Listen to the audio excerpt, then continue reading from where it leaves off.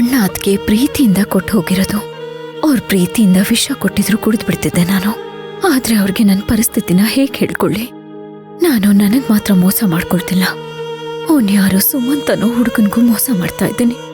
ಅಣ್ಣ ಅದಕ್ಕಿಗೂ ಮೋಸ ಮಾಡ್ತಾ ಇದ್ದೀನಿ. ಇದ್ರಿಂದಲ್ಲ ಯಾವಾಗ ಬಿಡುಗಡೆ ನನ್ಗೆ?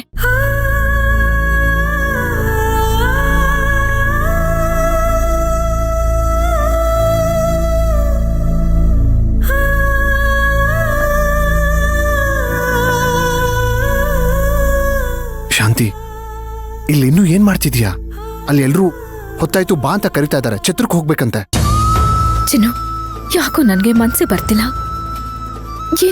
ಏನ್ ಮಾಡ್ಬೇಕು ಅಂತ ನನಗ್ ತೋಚ್ತಾನೆ ಇಲ್ಲ. ಏನ್ ಮಾಡ್ಬೇಕು ಅಂತ ನನಗೂ ತೋಚ್ತಾ ಇಲ್ಲ ಶಾಂತಿ. ಆದ್ರೆ ಇವಾಗ ನೀನ್ ಹಿಂಗೆ ಇದ್ರೆ ನಿಮ್ಮ ಅಣ್ಣ ಮತ್ತೆ ಅದಕ್ಕೆ ಇಬ್ರು ಇಲ್ಲಿಗೆ ಬರ್ತಾರೆ. ಯಾಕೆ ಏನು ಅಂತ 100 ಪ್ರಶ್ನೆ ಕೇಳ್ತಾರೆ. ಅವಾಗ ನೀನ್ ಅವ್ರಿಗೆ ಏನಂತ ಉತ್ತರ ಕೊಡ್ತೀಯ? ನೋಡು ಶಾಂತಿ, ನೀನು ಮದುಮಗಳು ಹೇಗಿರ್ಬೇಕೋ ಹಾಗಿರು. ನೋಡು, ಅಲ್ಲಿ ನಡಿಬೇಕಾಗಿರೋದನ್ನ ನಾನು ನೋಡ್ಕೋತೀನಿ ಅಂತ ಹೇಳ್ತಾ ಇದ್ದೀನಲ್ವಾ ನಿನಗೆ. ನೋಡು ಶಾಂತಿ, ನಾವಿಬ್ರು ಚೆನ್ನಾಗಿ ಯೋಚನೆ ಮಾಡಿ ಒಂದು ಉಪಾಯ ಮಾಡಿದೀವಿ. ಅದೇನಾಗುತ್ತೋ ಆಗತ್ತೆ. ಇವಾಗಿನ್ನೂ ಯಾಕೆ ಒದ್ದಾಡ್ತಾ ಇದೀಯಾ ನೀನು? ಚಿನ್ನು, ಈ ಮದ್ವೆ ಖಂಡಿತ ನಿಲ್ಸ್ತೀವಿ ಅನ್ನೋ ನಂಬಿಕೆ ನನಗ್ ಬರ್ತಿದೆ ಚಿನ್ನು. ಒಂದು ನಾವ್ ನಿಲ್ಲಿಸ್ತೀವಿ, ಇಲ್ವಾ ನಾನ್ ಪೂಜೆ ಮಾಡುವ ತಾಯಿ ನಿಲ್ಲಿಸ್ತಾಳೆ.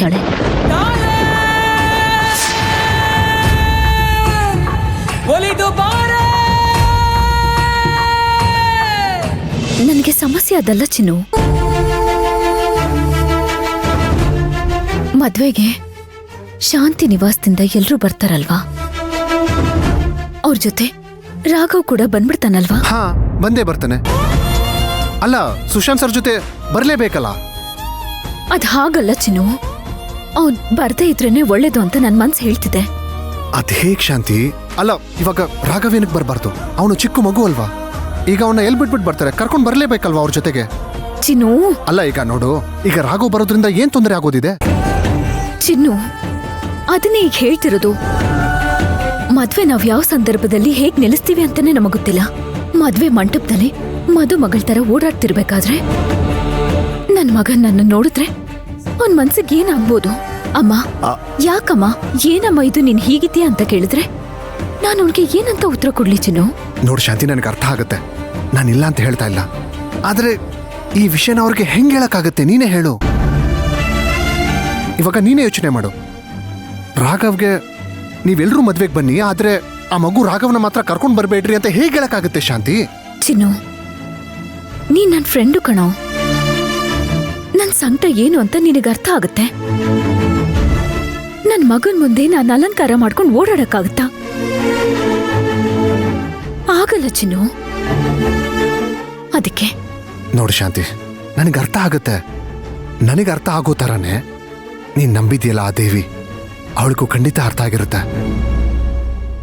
ಯಾಕೆ ಅಂದ್ರೆ ನೀನು ಒಬ್ಬ ಮಗುಗೆ ತಾಯಿ, ಆದ್ರೆ ಅವಳು ಇಡೀ ಜಗತ್ತಿಗೆನೆ ತಾಯಿ.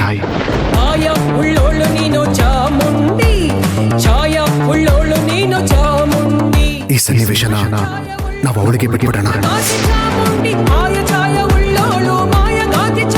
ಯಾವುದೋ ಒಂದು ರೂಪದಲ್ಲಿ, ಯಾರ್ದೋ ರೂಪದಲ್ಲಿ ಆ ಶಾಂತಿ ನಿವಾಸದವ್ರಿಗೆ ರಾಘವ್ನ ಅಲ್ಲಿ ಕರ್ಕೊಂಡ್ ಬರ್ಬೇಡ ಅಂತ ಯಾರ ಮುಖಾಂತರ ಆದ್ರೂ ಹೇಳಿಸ್ತಾಳೆ.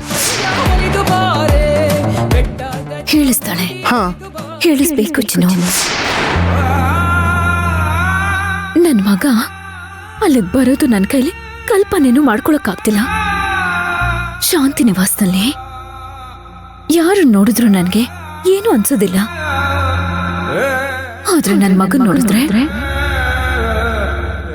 ಹಾಳಿದೆಲ್ಲ ನೆನಪಾಗ್ಬಿಡುತ್ತೆ ಚಿನ್ನು.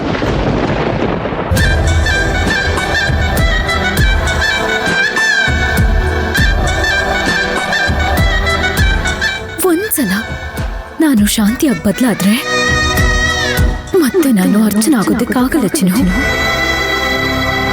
ಅರ್ಥ ಮಾಡ್ಕೊಂಡು